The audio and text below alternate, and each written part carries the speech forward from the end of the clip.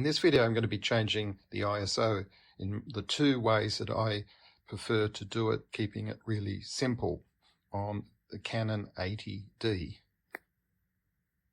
Firstly, we come along, we've got to make sure that the camera is on.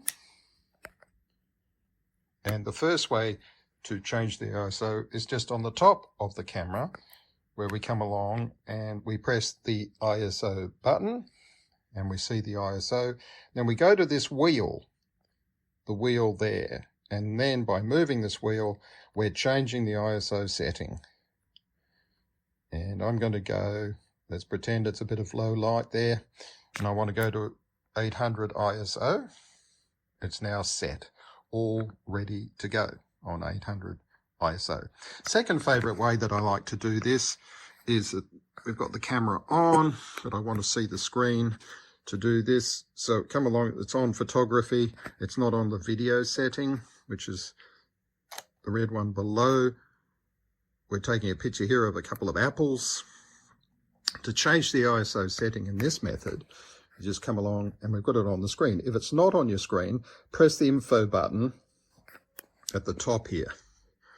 If you see this info button, by pressing this, we get different data, different information on our screen.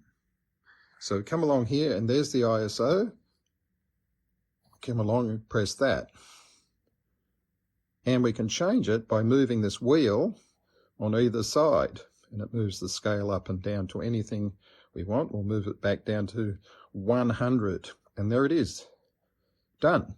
The other way, come along, you press the 100, and then you can literally press it on the screen where you come along and you're moving this up and down as well, like that. And to move it the other way, we come over here, and because we're shooting apples in a still life with natural light, I'm going to go to 100. So always be aware, try and keep your ISO as low as possible, especially with landscapes and that. If you go too high with your ISO, you're going to start getting some noise, which will look like grain, if you like, in the pictures. So it's always a payoff between keeping it as low as possible, but as high as you need it under the light conditions, especially if you don't have a tripod. Hope you've enjoyed this video. If you'd like to take your photography further, do check out the links below for my photography courses, and I'll see you in the next video.